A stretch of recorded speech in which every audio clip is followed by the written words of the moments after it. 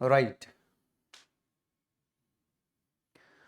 Hello everyone, welcome back to the gateway classes. My name is Mahendra Singh Tomar और मैं पढ़ा रहा हूँ आपको सब्जेक्ट अप्लाइड थर्मोडायनामिक्स, जिसके अंदर हमारी चल रही है यूनिट नंबर 5। और यूनिट नंबर 5 का आज होगा लेक्चर नंबर 5 और टॉपिक चल रहा है हमारा गैस टरबाइन।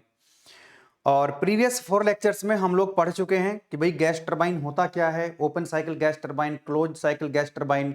देन आपको पता है कि भाई जो गैस टरबाइन है वो ब्रेटन साइकिल पे काम करती है।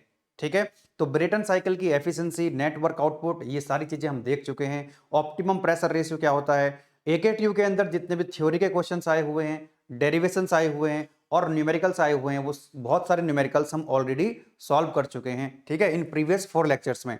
चलिए, तो आज का जो हमारा लेक्चर नंबर 5 में हम पढ़ने वाले हैं, what are the methods of improving the performance of gas turbine. Gas turbine यानी कि ब्रेटन साइकिल की जो परफॉर्मेंस है उसको हम कैसे इंप्रूव कर सकते हैं, कौन कौन से मेथड्स होते हैं। ठीक है, वो आज हम पढ़ने वाले हैं। तो एकेटीयू एग्जाम में डायरेक्ट यहां से क्वेश्चन पूछे जाते हैं आपसे, कौन कौन से मेथड्स हैं, what are the methods of improving the performance of Rankine cycle. Performance improve करने का मतलब समझते हो कि भाई जो ब्रेटन साइकिल है, जो हम सिंपल ब्रेटन साइकिल पढ़ के आ रहे हैं, जो उसकी हम एफिशिएंसी कैलकुलेट करके आ रहे हैं, जो उसका हम नेट वर्क आउटपुट कैलकुलेट करके आ रहे हैं ना, उसको और कैसे इंप्रूव किया जाए। ठीक है, तो इसमें सबसे पहला जो केस है, जो फर्स्ट मेथड है, दैट इज रीजनरेशन। तो रीजनरेशन की हम बात करेंगे। देन हमारे पास जो सेकंड मेथड है, that is reheating in gas turbine and third one is intercooling in gas turbine. उसके बाद इनका कॉम्बिनेशन भी पढ़ेंगे हम लास्ट में। ठीक है ना, चलो।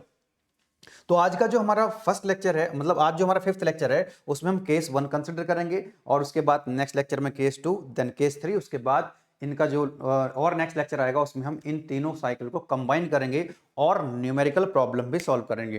तो अगर आपने लास्ट 4 लेक्चर्स, प्रीवियस सभी लेक्चर्स को आपने ध्यान से देखा है, ध्यान से समझने का प्रयास किया है, तो अब ये जो मेथड्स हैं आपको बहुत इजीली समझ में आने वाले हैं। बहुत ही शानदार तरीके से आपको समझाने का प्रयास करेंगे। आपको अप्लाइड थर्मोडायनामिक्स थोड़ा सा आसान लगेगी, चिंता करने वाली बात नहीं है।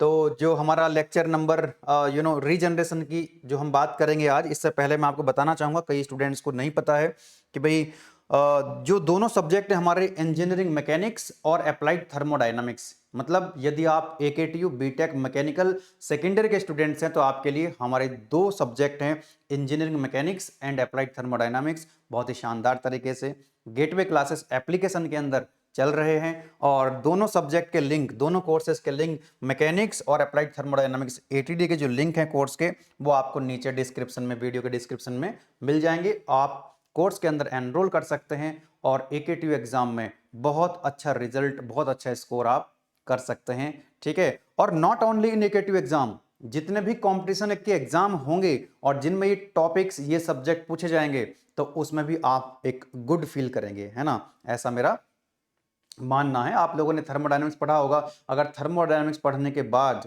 अभी थर्ड सेमेस्टर में जिन स्टूडेंट्स ने हमारे एप्लीकेशन के अंदर पूरा कोर्स बेहतरीन तरीके से पढ़ा है, थोड़ा टाइम दिया है, तो उनका एकेटीयू एग्जाम भी अच्छा हुआ है। और साथ ही साथ अगर आपने देखा होगा ना, जो एसएससी, जेईई या फिर यूपीएससी के जितने भी क्वेश्चंस प्रीवियस ईयर के आए हुए हैं और गेट के जो क्वेश्चंस हैं, आप इजीली सॉल्व कर पा रहे होंगे। ठीक है ना, चलो। तो देखते हैं यहाँ पर केस 1, मेथड 1 है रीजनरेशन।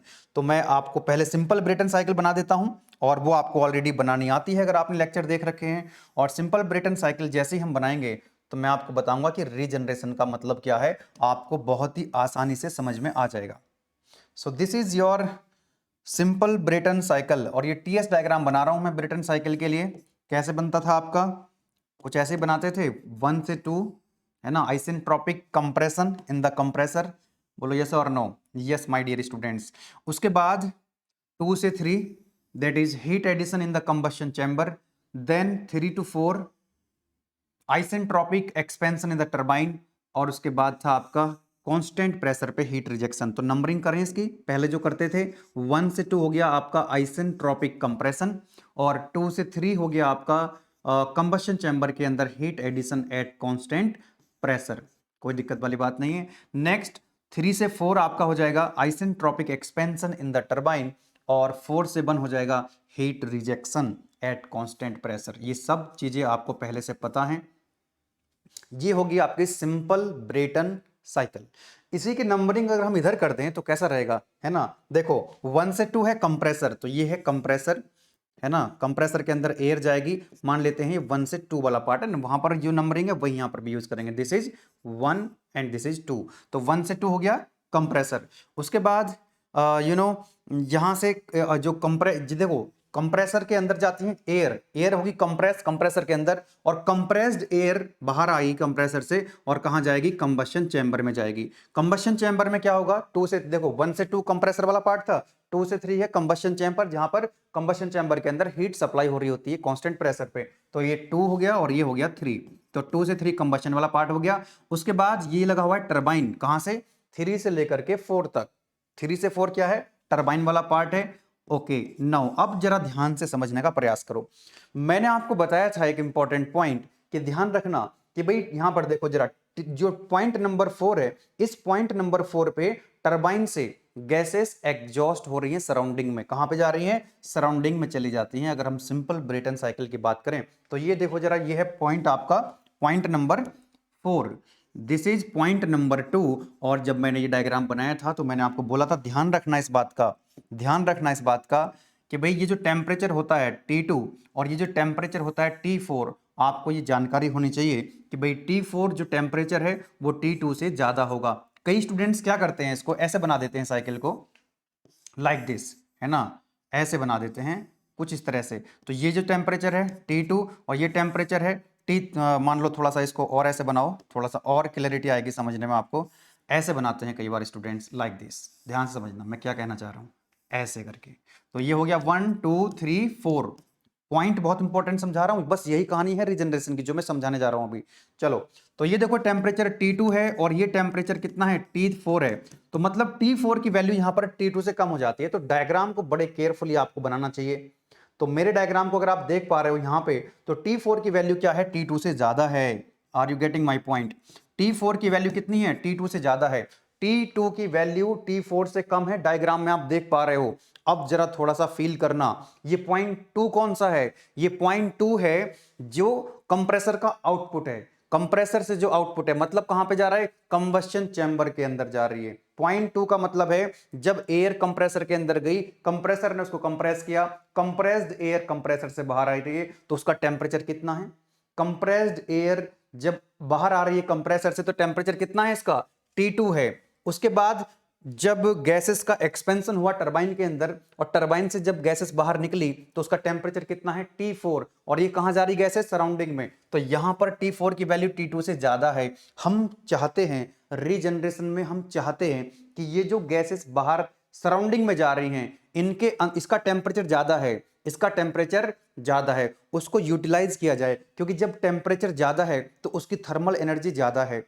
अरे यस और नो, टरबाइन से जो गैसेस सराउंडिंग में जा रही हैं पॉइंट 4 पे, उसका टेम्परेचर ज्यादा है, वेस्ट हो रही है थर्मल एनर्जी, उसको यूटिलाइज करना चाहिए। तो अब जरा ध्यान से देखना, हमने क्या करना है, देखो जरा एक रीजनरेटर इसमें लगाना होगा हमको।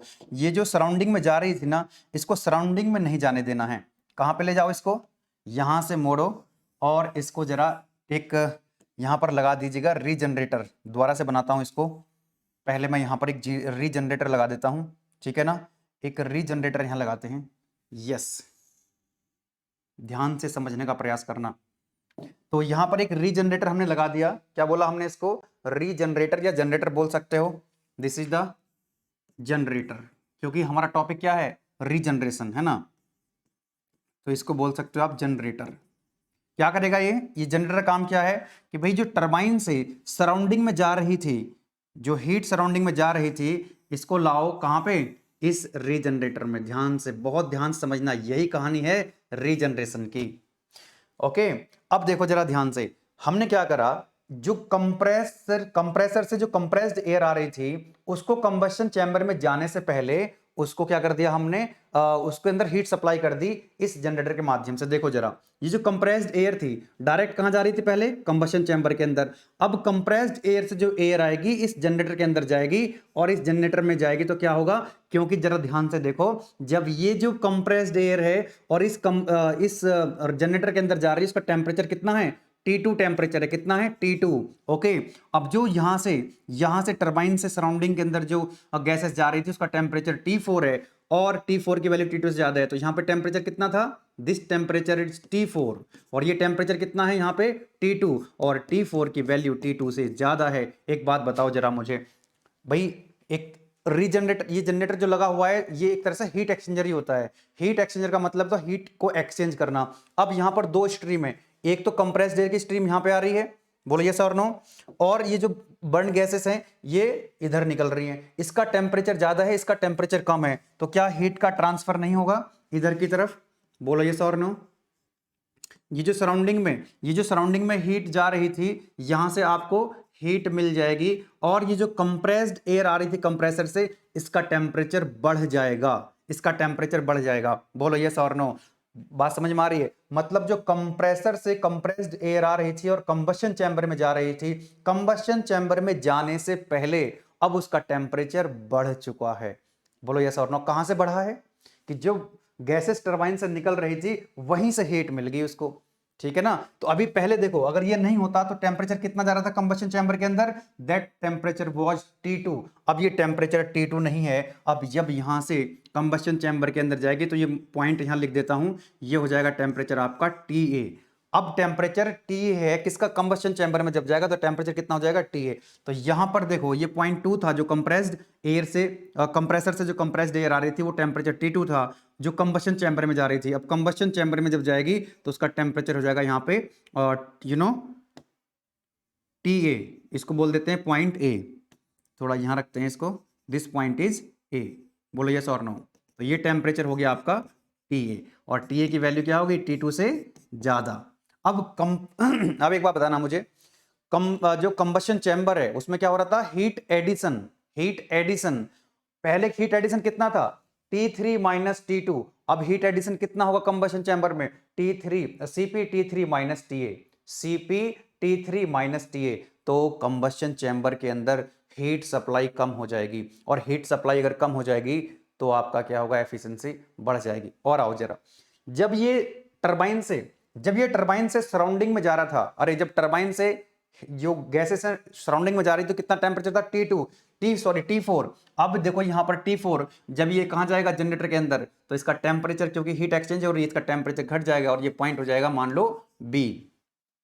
अब ये जाएगी सराउंडिंग में। अब कहां जाएगी, ये सराउंडिंग में जाएगी। मतलब पहले कितना टेम्परेचर जा रहा था सराउंडिंग में, T4, और अब कितना जा रहा है, TB, और TB की जो वैल्यू है that is less than T4।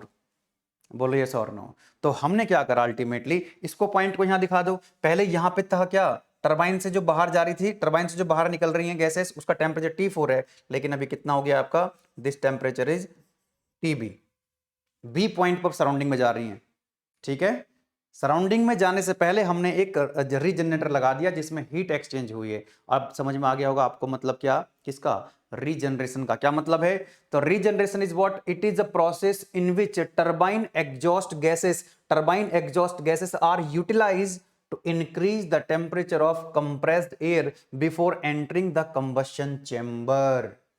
बात समझ में आ गई? लेट मी कंक्लूड, मैं लास्ट टाइम इसको रिपीट कर रहा हूं।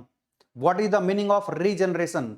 रीजनरेशन का मतलब है कि जो टरबाइन से एग्जॉस्ट गैसेस सराउंडिंग में जा रही थी, उसकी हीट को, उसकी एनर्जी को यूटिलाइज करना है। कैसे यूटिलाइज करना है, कि जो कंप्रेसर से कंप्रेस्ड एयर आ रही थी और वो सीधी कहां जा रही थी, कंबशन चैम्बर में। अब क्या कर दोगे, उसको पहले इस जो यहां से जो टरबाइन से एग्जॉस्ट गैस आई थी वहां से हीट मिल जाएगी कुछ कंप्रेस्ड एयर को। तो कंबशन चैम्बर में जाने से पहले उस कंप्रेस्ड एयर का टेम्परेचर बढ़ जाएगा, जिसके कारण क्या होगा, हीट सप्लाई कंबशन चैम्बर में कम होगी। ऐसे समझ लो, जैसे फॉर एग्जांपल, जैसे अभी आपने पानी, रूम टेम्परेचर पे आपने पानी लिया और आपने बॉयल करने रख दिया, ठीक है, आपने क्या कर दिया, बॉयल करने रख दिया, तो उसमें कुछ हीट सप्लाई करनी पड़ेगी ना। एक तरीका ये है कि आपको गर्म पानी मिल गया पहले से ही, तो पहले से जिसका टेम्परेचर ज्यादा था उसको कम हीट सप्लाई करनी पड़ेगी। यस और नो। तो ये होगी हमारी रीजनरेशन। बात समझ में आ गई? बोलो यस और नो। चलो आगे बढ़ने का प्रयास करते हैं। अब इसका थोड़ा सा एनालिसिस करेंगे, इसके इफेक्ट्स देखेंगे कि इसके क्या फायदे हुए, है ना, क्या चीज घटी क्या चीज बढ़ी। चलो तो इसके इफेक्ट देखने का प्रयास करते हैं, कौन कौन से पैरामीटर्स यहां पर कंसीडर कर सकते हैं। तो देखो मैं एक बार फिर से यहां पर साइकिल बनाऊंगा और जल्दी से आपको दिखाने का प्रयास करता हूं। जो मेन कॉन्सेप्ट तक बता दिया है, अब मैं आपको इसके इफेक्ट दिखाने का प्रयास कर रहा हूं। अब आपको फील आएगा रीजनरेशन क्यों करा, क्या मतलब है इसका, और बेहतर आपको समझ में आने वाला है जब हम सारे पैरामीटर्स कंसिडर करेंगे यहां पे। तो ये हमारी साइकिल होगी, simple Brayton cycle like this. थोड़ा जल्दी बनाते हैं अब, है ना। 1 2, दिस इज 3, दिस इज 4, कोई दिक्कत वाली बात नहीं है।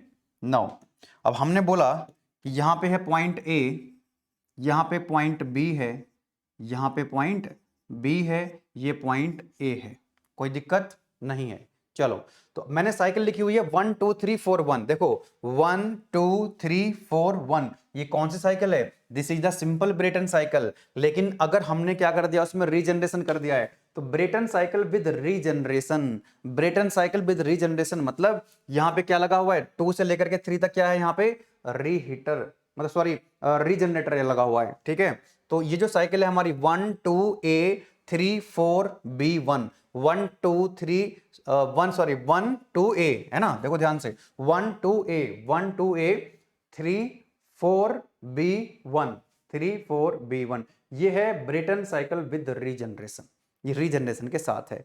एक एक पैरामीटर को कंसीडर करेंगे। सबसे पहला पैरामीटर मैं लूंगा यहां पे WC, बहुत ध्यान से देखते जाना। सबसे पहला मैंने पैरामीटर लिया यहां पे WC। बताओ WC कितना होगा? ये जो व्हाइट कलर की साइकिल देख रहे हो, कितना होगा WC? That is H2 minus H1, H2 minus H1। Okay, now इसके लिए अगर हम देखेंगे तो WC कितना हो जाएगा रीजनरेशन के साथ। जब हमने रीजनरेशन किया तो कंप्रेसर वर्क कितना है? That is H2 minus H1। कोई चेंज है दोनों में? भाई कंप्रेसर वर्क थोड़ी ना चेंज हुआ है, कंप्रेसर वर्क चेंज नहीं होगा। तो याद रखना, अगर आपसे कोई पूछे कि भाई अगर हम रीजनरेशन करें ब्रेटन साइकिल में, गैस टरबाइन में, तो कंप्रेसर वर्क पे कोई इफेक्ट आता है? No change in compressor work, ठीक है। तो WC क्या रहेगा? विल रिमेन्स कांस्टेंट, कांस्टेंट रहने वाला है। Now what about WT? WT कितना है यहां पे? Simple Brayton cycle, that is H3 minus H4, that is equal to H3 minus H4। तो बताना जरा मेरे को, और रीजनरेशन में कितना हो जाएगा? रीजनरेशन में भी कोई चेंज नहीं आएगा, that is H3 minus H4, it will remains constant, it will remains constant, there is no change in turbine work, there is no change in turbine work. और आप सभी तो जानते हो ना, तीसरा पैरामीटर अगर मैं लूंगा, that is network of the cycle, cycle का, टरबाइन का पूरा का नेटवर्क कितना होगा प्लांट का, तो कितना हो जाएगा? दैट इज WT माइनस के WC। तो यहां भी क्या लिख सकते हैं? पूरा एनालिसिस बता रहा हूं आपको, एक एक पैरामीटर, कोई दिक्कत वाली बात नहीं है। तो मुझे बताओ जरा, जब WT और WC में कोई चेंज नहीं है, तो क्या नेटवर्क में कोई चेंज आएगा? आपसे कोई पूछे तो आप बता देना कि ना, रीजनरेशन से क्या होगा? रीजनरेशन से कंप्रेसर वर्क नहीं चेंज होगा, टरबाइन का वर्क चेंज नहीं होगा, और turbine work minus compressor work क्या होता है आपका? That is network. तो नेटवर्क आउटपुट भी चेंज नहीं होगा। चलो नेक्स्ट पैरामीटर पे बढ़ते हैं, आगे देखते हैं। नेटवर्क पे कोई इफेक्ट नहीं आने वाला है। नेक्स्ट पैरामीटर हम ले सकते हैं, fourth parameter, that is heat supply. बताओ जरा हीट सप्लाई कितना होगा? अब देखो, अब चेंजेस दिखाई देंगे आपको। हीट सप्लाई पहले कितना था? 1 2 3 4, सिंपल ब्रेटन साइकिल के लिए 1 2 3 4। तो हीट सप्लाई कहां से कहां हो रही थी पहले? 2 से 3 हो रही थी, बोलो यस और नो। तो कितना हो जाएगा? H2 माइनस H2 सॉरी 2 से 3 हो रही है ना, तो H3 माइनस H2। चलो अब आ जाओ, आपका जो रीजनरेशन वाली साइकिल है, तो कितना हो जाएगा heat supply? That is equal to, अब कहां से कहां हो रही है? अरे यार ये टेम्परेचर तो रीजनरेटर के अंदर बढ़ चुका है ना, तो हीट सप्लाई कहां से कहां होगी अब? ए से लेकर के 3 तक। तो कितना हो जाएगा heat supply? That is H3 minus, क्या लिख सकते हो? अच्छा यहां पर आपने CP भी लगा लेना चाहिए था, वैसे तो हमने यहां पर इन टर्म्स ऑफ एंथैल्पी लिखा है, तो ठीक है, इट्स ओके, नो प्रॉब्लम। तो बताना जरा हीट सप्लाई कितना हो जाएगा अभी? That is H3 minus HA, H3 minus HA, और पहले कितना था? H3 minus H2। तो हीट सप्लाई घटी कि नहीं घटी? इतनी घट गई है, HA माइनस H2। कम हीट सप्लाई करनी पड़ेगी अगर हम रीजनरेशन करेंगे टरबाइन के अंदर, तो हीट सप्लाई कम करनी पड़ेगी। तो देखो हीट सप्लाई जो है वो कम हो गई है। अब नेक्स्ट पैरामीटर आता है हमारा एफिशिएंसी का। एफिशिएंसी क्या होती है? That is W net upon heat supply QS। तो देखो जरा यहाँ पे नेक्स्ट पैरामीटर जो है फिफ्थ पैरामीटर क्या आ जाएगा, एफिशिएंसी क्या हो जाएगी, W net upon heat supply. तो डब्ल्यू नेट तो क्या है आपका, दिस इज द कांस्टेंट, ये कांस्टेंट है, बोलो यस और नो। लेकिन हीट सप्लाई है जो घट गई है, तो जब हीट सप्लाई घटेगी डब्ल्यू नेट कांस्टेंट रहेगा तो एफिशिएंसी बढ़ेगी। Are you getting my point? तो रीजनरेशन करने से क्या हुआ कि ब्रेटन साइकिल की गैस टरबाइन की एफिशिएंसी बढ़ गई क्योंकि हीट सप्लाई कम हो गई। और बताओ, और कोई पैरामीटर कंसिडर करें यहां पे? यस, और पैरामीटर ले सकते हैं। एफिशिएंसी की बात हम कर चुके हैं। Now what about the heat rejection? Now what about the heat rejection? Heat rejection के बारे में क्या कहना चाहोगे? हीट रिजेक्शन पहले कितनी थी सिंपल ब्रेटन साइकिल में? सिंपल ब्रेटन साइकिल में थी H4 minus H1, H4 minus H1। Now what about the heat rejection in case of regeneration cycle? क्या होगा, कहां से कहां होगी? अब ये तो B से 1 तक होगी ना, तो that is HB minus H1। इसका मतलब हीट रिजेक्शन भी कम हो गई है। इसका मतलब ये हुआ कि हीट रिजेक्शन की वैल्यू भी कम हो गई है। नेक्स्ट पैरामीटर अगर हम कंसिडर करना चाहें तो कंसिडर कर सकते हैं mean temperature of heat addition. Mean temperature of heat addition बताना जरा कितना हो जाएगा।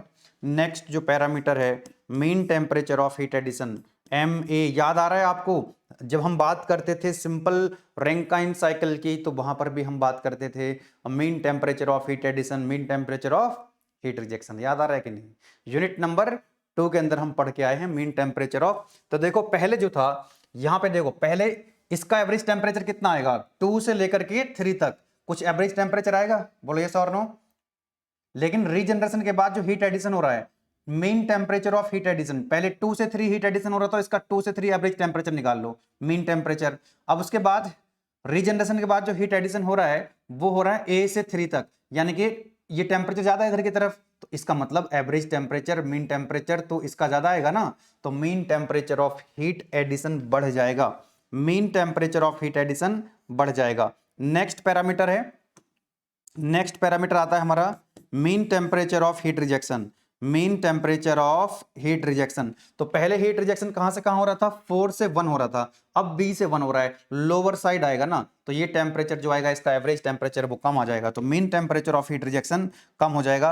और नेक्स्ट पैरामीटर आप अगर ले सकते हैं तो ले सकते हैं कितना, स्पेसिफिक फ्यूल कंजम्पशन, ये घट जाएगा, स्पेसिफिक फ्यूल कंजम्पशन घट जाएगा। So these are the effects of regeneration in gas turbine. समझ में आई बात आपको कि टरबाइन का वर्क, कंप्रेसर का वर्क और नेटवर्क आउटपुट जो है वो कांस्टेंट रहेंगे, रीजनरेशन से कोई इफेक्ट नहीं आएगा। अब आपसे कोई पूछेगा बताओ एफिशिएंसी का क्या होगा, एफिशिएंसी बढ़ेगी क्योंकि हीट सप्लाई घट गई है, क्योंकि हीट सप्लाई घट गई है। नेक्स्ट हीट रिजेक्शन घट गई है, mean temperature of heat addition बढ़ा है, mean temperature of heat rejection घटा है, और स्पेसिफिक फ्यूल कंजम्पशन भी घटा है। सब कुछ जो है आपको समझ में आना चाहिए। अगर आपने बेसिक लेक्चर्स पहले देखे हुए हैं तो मुझे लगता है कि आपको जबरदस्त तरीके से फील आ रहा होगा, और आप यकीन मानिएगा अगर ये कॉन्सेप्ट अगर आपको समझ में आ रहे हैं तो गेट का एग्जाम हो, AKTU तो छोड़ दो, AKTU में तो हो ही जाएगा। और मैं तो कहता हूं हमेशा कि अगर AKTU को आपने ढंग से पढ़ लिया, सिलेबस तो यही रहता है, सिलेबस यही रहता है। हाँ इतना है कि भाई जैसे हमारा जो सिलेबस है अप्लाइड थर्मोडायनामिक्स का हो या किसी भी सब्जेक्ट का हो, उसमें से कुछ टॉपिक्स ऐसे होते हैं जो बहुत ज़्यादा पूछे जाते हैं, कुछ नहीं पूछे जाते हैं या कुछ बहुत कम पूछे जाते हैं। तो मेरा भी यही रहता है कि AKTU का पूरा सिलेबस आपको कराया जाता है, पूरा जो सिलेबस प्रोवाइड कराया हुआ है, लेकिन उसमें से 60% सिलेबस पे ज़्यादा फोकस करते हैं। कौन सा सिलेबस बताया वो 60%? जो कॉम्पिटिटिव एग्जाम्स में ज़्यादा पूछा जाता है। And gas turbine is one of those topic, most important topic है जो हर एक कॉम्पिटिशन एग्जाम में पूछा जाता है। चलो तो ये इफेक्ट्स के हमने बता दिए यहां पर कि these are the effects of regeneration cycle. और आगे क्या करना है, इसमें एक टर्म आती है इफेक्टिवनेस, एक टर्म आती है इफेक्टिवनेस। तो आगे चलते हैं, आगे चलते हैं और देखते हैं इफेक्टिवनेस का क्या मतलब है। तो इसके लिए मुझे फिर से एक बार डायग्राम बनाना पड़ेगा, और डायग्राम बनाने में मुझे कोई दिक्कत नहीं होती है, विद इन 5 सेकेंड्स ये डायग्राम बन जाता है। और अब तक तो आप लोग भी बनाना स्टार्ट कर चुके होंगे, मतलब इतने सारे लेक्चर्स हो चुके हैं ना, तो आप लोगों को भी अब प्रैक्टिस हो गई होगी। दिस इज 1 2 3 4, ठीक है। चलो और इसको हमने क्या बोला था, point A, this point is B, कोई दिक्कत वाली बात नहीं है, यस और नो।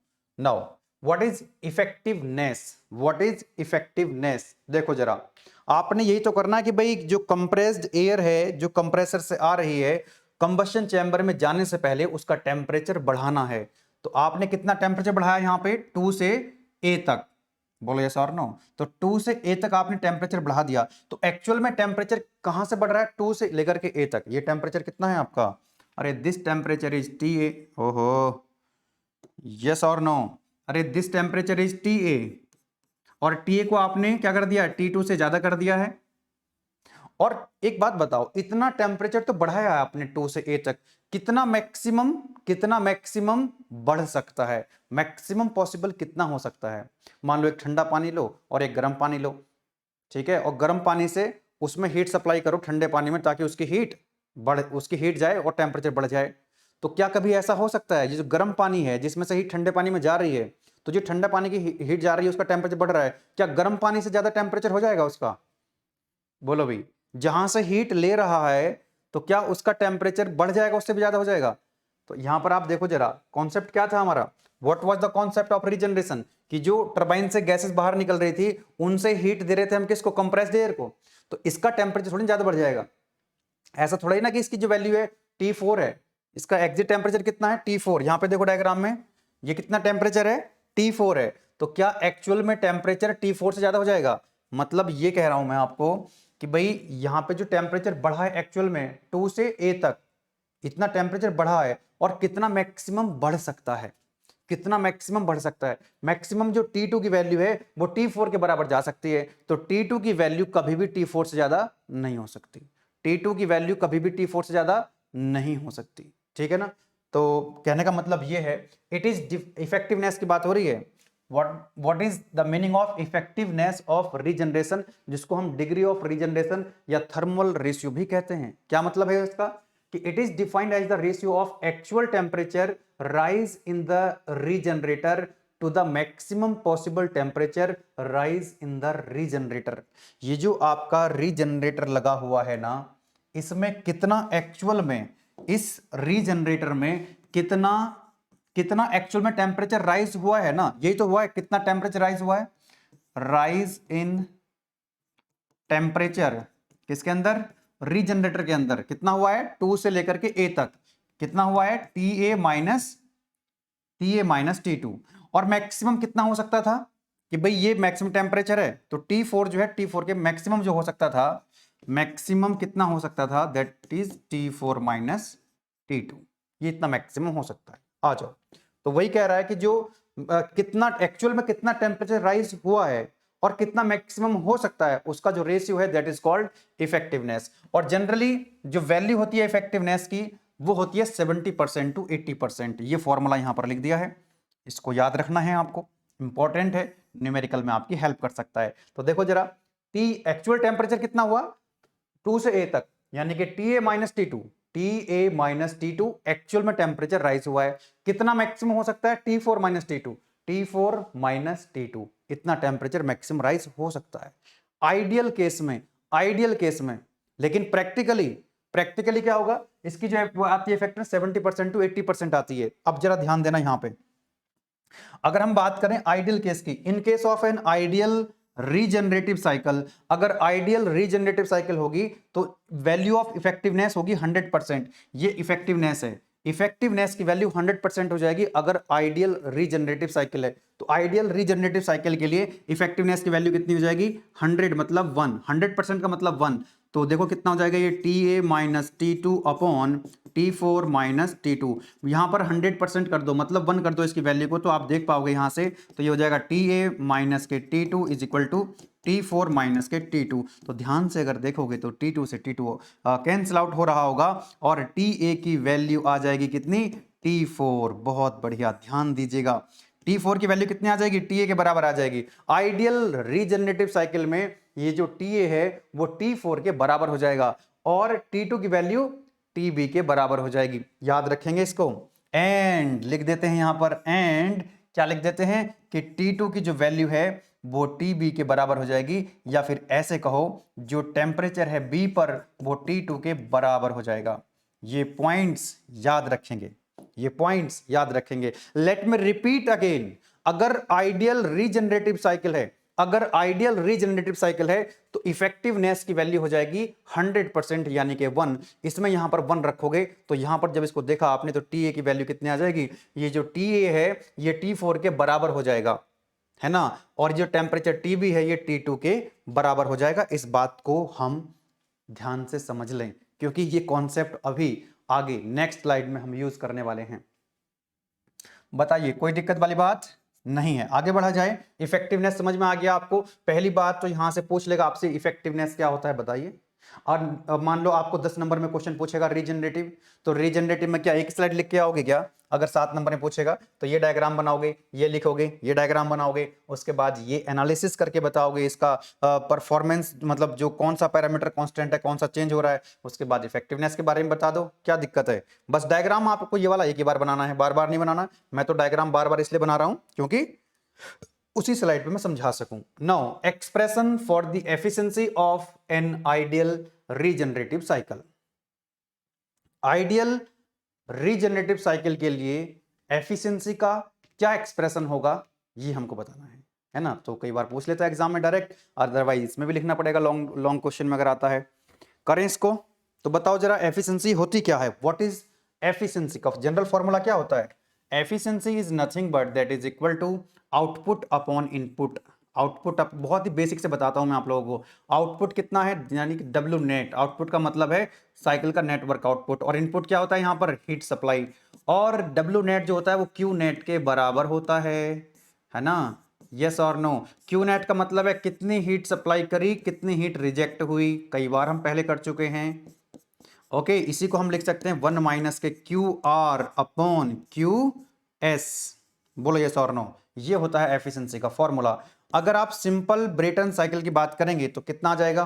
सिंपल ब्रेटन साइकिल की बात करेंगे तो हीट रिजेक्शन आएगा 1 minus heat rejection T4 minus T1, और हीट सप्लाई है 2 से 3, तो आप क्या लिख सकते हैं इसको 1 माइनस कितना आएगा, कितना आ जाएगा, दैट इज T3 माइनस के T2 अपॉन T4, नहीं T3 माइनस, एक सेकंड, हीट रिजेक्शन गलत लिख दिया, उल्टा लिख दिया है ना, कोई दिक्कत वाली बात नहीं, लेट मी चेंज इट।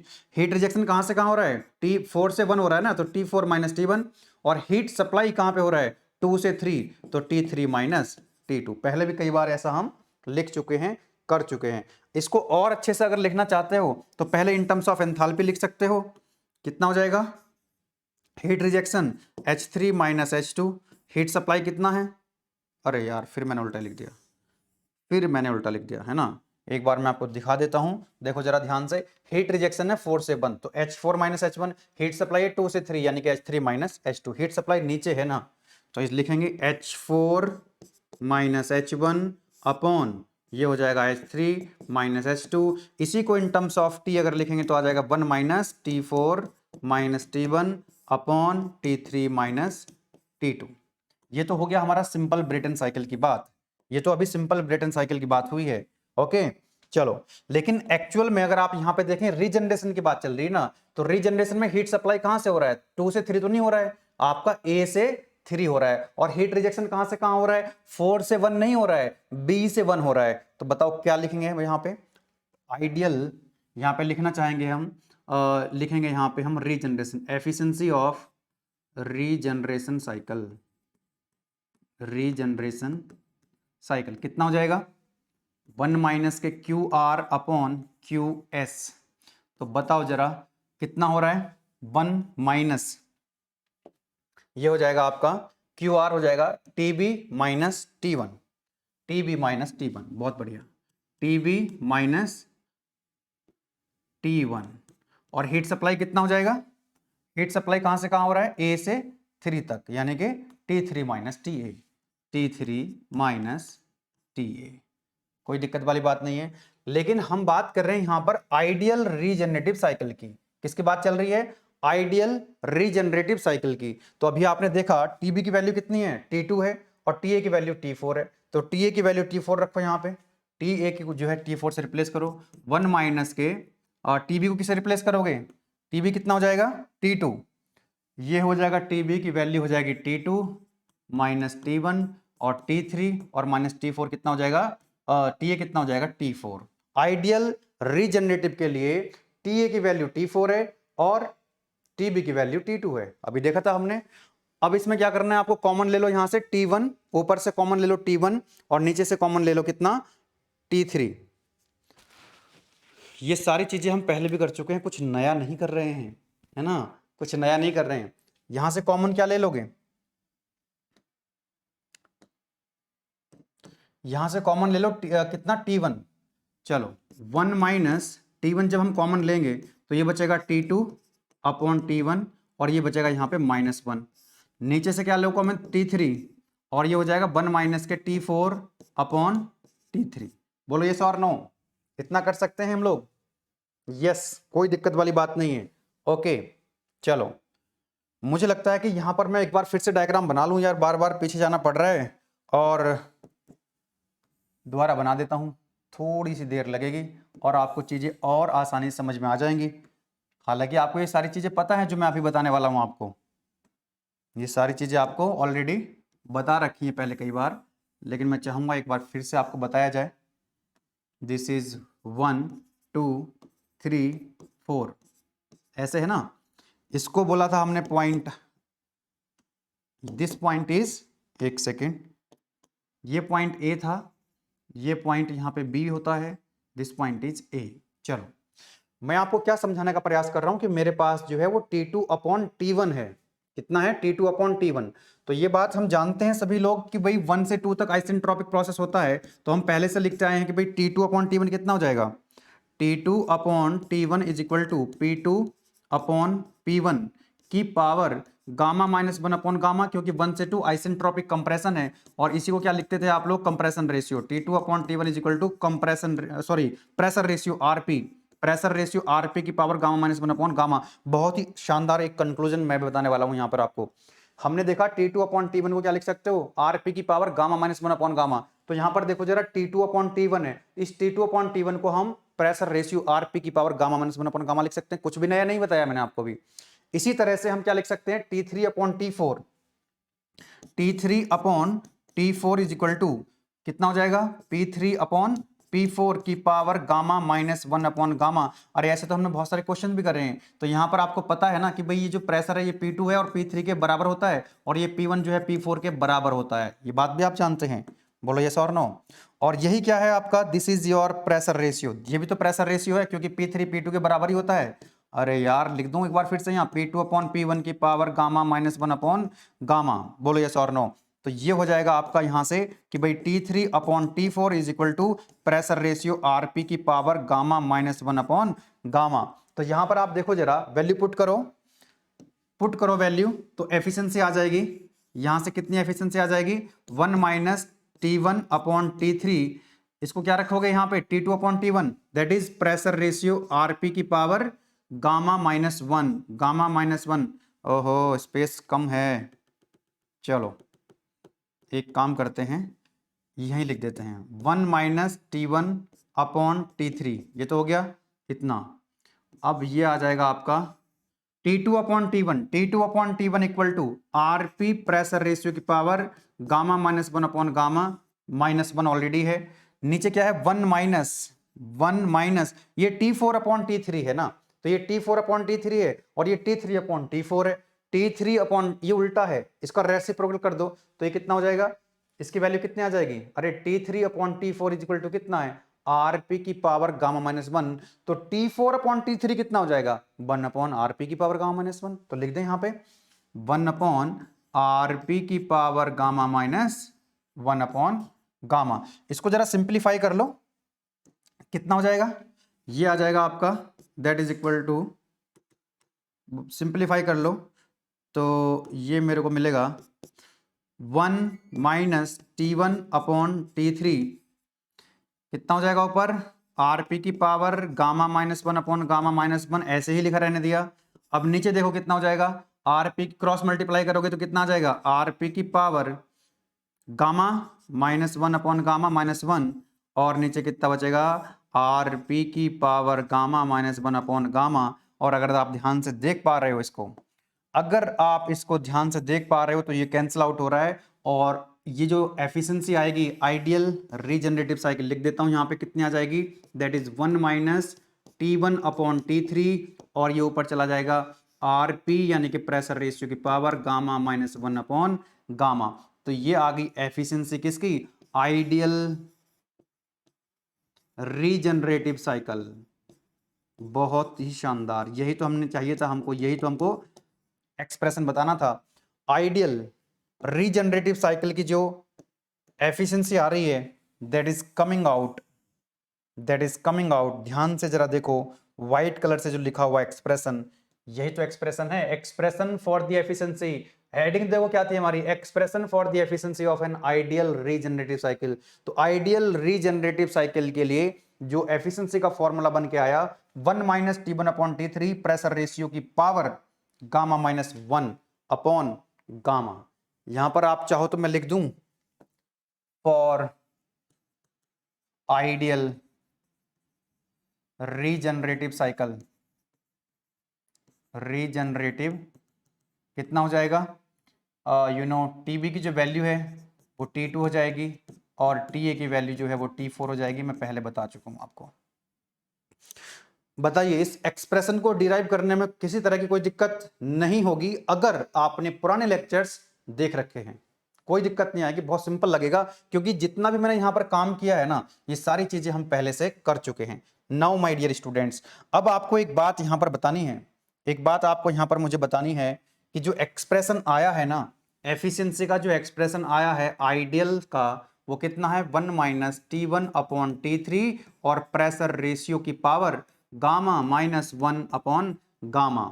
एक बात बताओ, एफिशिएंसी, अब यहां पर कितने पैरामीटर्स हैं जिन पर ये आइडियल रीजनरेटिव साइकिल की एफिशिएंसी डिपेंड कर रही है, किस पे डिपेंड कर रही है, T1 पे, T3 पे, प्रेशर रेशियो पे और गामा पे। चार पैरामीटर हैं, तो इन चारों पैरामीटर्स को देखो कि भाई T1 को घटाएंगे बढ़ाएंगे तो क्या होगा, फिर T3 का क्या इफेक्ट आएगा, गामा का और प्रेशर रेशियो का क्या इफेक्ट आएगा, वो जरा यहां पर देखने का प्रयास करते हैं।